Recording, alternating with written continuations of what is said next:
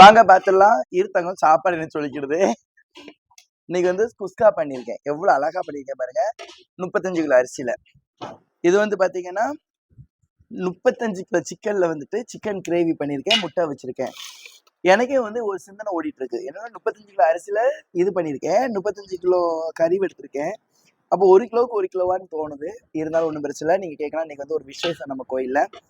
சிவானிங்கிற ஒரு திருநங்கைக்கு வந்து இன்னைக்கு ஆப்ரேஷன் பண்ணி 15 நாள் ஆயிடுச்சு. இன்னைக்கு பால் ஊத்துற நிகழ்ச்சி அங்கே பண்ணிட்டு இருக்காங்க. அதுக்காண்டி இன்னைக்கு நான் ஸ்பெஷலாக ரெடி பண்ணியிருக்கேன்.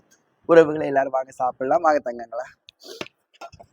போதுமா வேணுமா கேட்டு வாங்க. கிடையாது சொல்லணும்னு. முட்டை வைக்கீங்களாக்கா?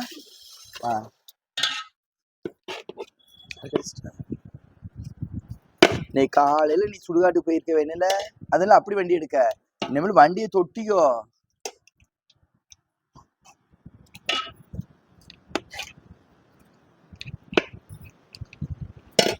என் சொந்தங்களே, நீங்க அப்புறம் உடனே யூடியூப்ல வந்துட்டு எதுக்கு அந்த பையனை திட்டுறீங்கன்னு கேட்காதீங்க. இவங்க எல்லாரும் என்னோட குழந்தைகள். யாருமே வந்து குழந்தைகளை திட்டாம வைக்காமலாம் எதுவும் செய்ய முடியாது. போதுமா என்னமையா? அதுக்கடுத்து வந்து பாத்தீங்கன்னா, வாழ்க்கையில வந்துட்டு யாருமே யாருக்கு இல்லைன்னு நினைக்காதீங்க. இன்னைக்கு பாத்தீங்கன்னா ஒரு திருநங்கையா வந்த ஒரு பையனுக்கு வந்துட்டு இன்னைக்கு ஒரு பொண்ணை ஆக்கி நான் காட்டியிருக்கேன்னா அவங்களோட சந்தோஷம். இன்னைக்கு வந்து அவ்வளோ வேலைகள் இருந்தது. அவங்களுக்கு வாழ்க்கான விஷயங்களை நம்ம ரெடி பண்ணி கொடுத்துருக்கோம். அவங்களோட நோக்கம் என்னவோ அதை நம்ம செய்யலாம்.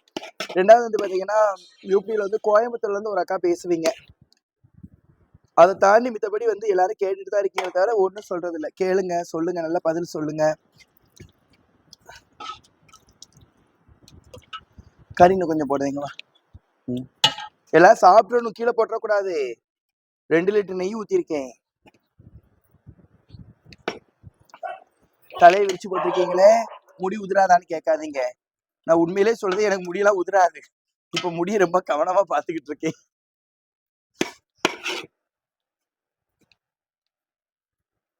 நான் கேட்டேன், அப்படியே சாப்பிடுவீல நீ? இவங்களுக்கும் அப்படியே சாப்பாடு கொடுத்து அனுப்பியிருக்கலாம்லக்கா. காலைல 4 மணிக்கு எந்திப்பாங்களே. மனசு வலிக்கத்தான் செய்யும். உண்மை இருந்துச்சுன்னா ஒரு இடத்துலயும் வலிக்காது. சொந்தக்காரங்களுக்கு போனீங்களே, சொந்தக்காரங்க போய் கேளு, உனக்கு சம்பளம்.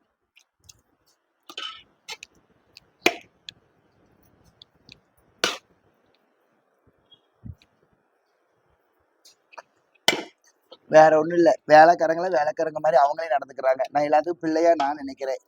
இவன் என் பிள்ளை, அவன் என் பிள்ளை அப்படின்னு நான் நினைக்கிறேன். ஆனா அவங்க வந்து நான் உங்களுக்கு வேலைக்காரன் அப்படின்னு அவங்க எனக்கு சில பேர் வந்து பாடம் போட்டு காட்டுறாங்க. வைக்கவல உங்களுக்கு எல்லாம் ஒண்ணு தெரியாதுங்க. இவங்க இத்தனை பேர் இங்க இருக்காங்க. இங்க கொண்டா இங்க இத்தனை பேர் இருக்காங்க.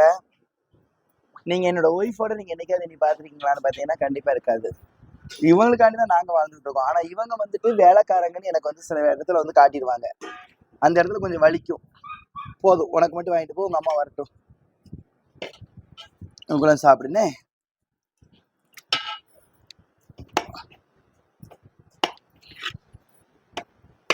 எல்லாருமே பாத்தீங்கன்னா சில பேர், நிறைய பேர் வாழ்வாதாரத்துக்கு அவங்களுக்கு இடம் கொடுத்து ரூபா கொடுத்து இடம் கொடுத்தேன். ஆனா அவங்க வந்து பாத்தீங்கன்னா, நான் என் ஊருக்கு போற மூட்டை முடிச்செல்லாம் சில பேர் கெட்டியிருக்காங்க.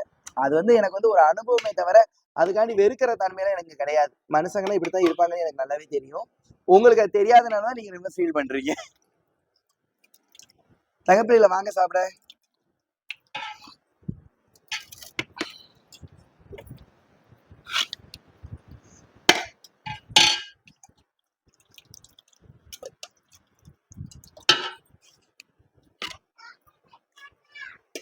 போதுமா? வைக்கவா? இந்தா.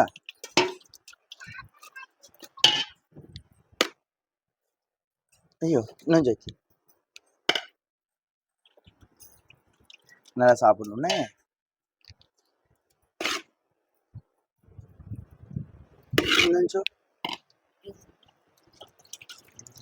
இந்த 2 துண்டு இந்தாக்கா சாப்பிடுங்க. தங்க பிள்ளைல வளருத பிள்ளைங்க.